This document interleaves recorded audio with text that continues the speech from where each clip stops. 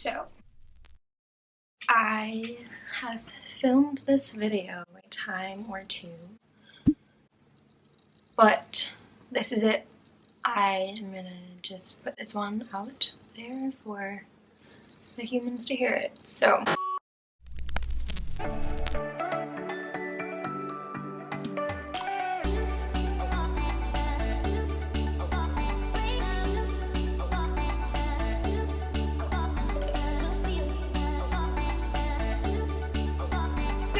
over. I have known Jesus my entire life. I chose to keep people around that didn't exactly point me in that direction for a really long time. Therefore, I thought that I couldn't fully give myself to him and fully follow his word and live for him. It was kind of one of those things where I was like, I'll just get to it later. I was sleeping. I was sleepwalking through life in a daze and just pushing things out of my head and brushing things under the rug. And I was doing a lot of wrong things, hanging out with the wrong crowd, drinking way too much.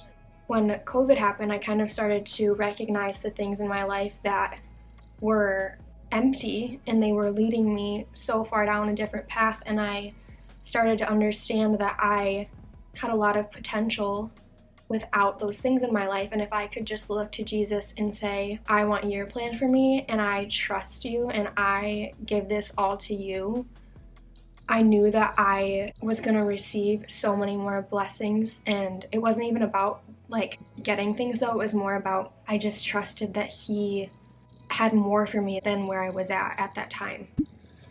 So last spring started to remove things out of my life that drew me away from him.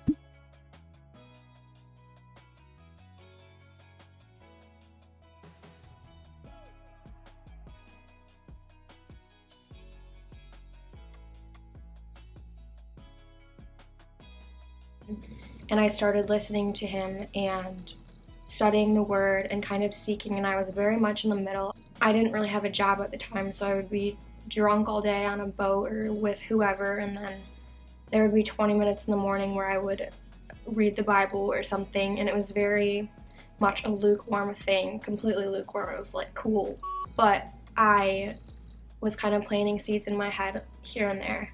So my relationship with God was growing, but I wasn't making good choices. I was escaping and I was removing things from my life, but I wasn't giving my life to Jesus. I felt at a really low, empty place. I hated to be alone. You can ask any single one of my friends last summer, I would just like beg them not to leave me because I was so scared of my own thoughts and of my pain.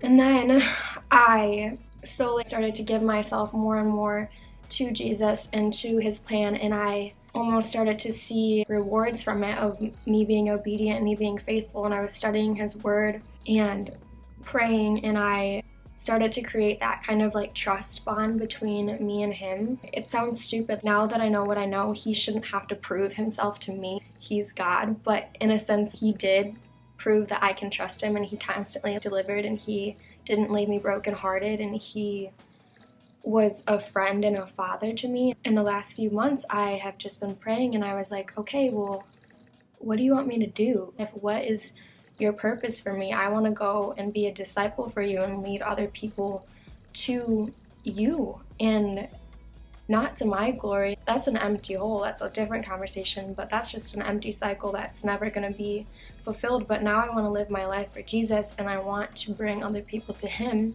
And I was praying about it, and I am in just a place of healing, and I'm like, God, what can I do to draw nearer to you? How can I fulfill my purpose for Jesus? What does he want me to do? And I have known for a while that I don't want to be in Michigan, and just jumped over that thought and around that thought for a while because of the relationship that I was in and the job that I had. Like, those were two really safety blankets for me that kept me here.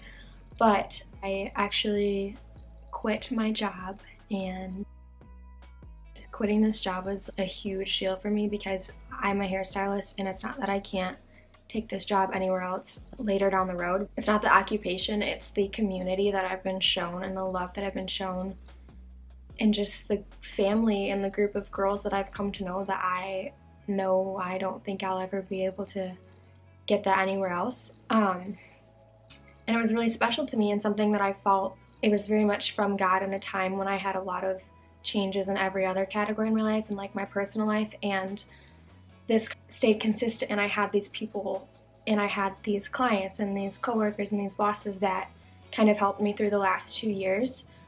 I was praying about it, and I want my life to point to Him. I want, when Jesus looks at me, I want Him to see His reflection in me. What life can I live that leads me to Him? So 3 different locations opened, and they kind of fell into my lap, and I felt God saying like, these are your options. And then for a while, obviously, I over-spiritualized it, and I was like, okay, which one is the right one? Which one is the wrong one? Like, where are you leading me exactly, God? But I could feel Him saying, I don't care. Like, I don't care where you go. I have now placed you in a position where I can use you in each one of these places. And He kind of gave me the option, which is, I think is really cool. So essentially, I picked the most uncomfortable option. I'm moving.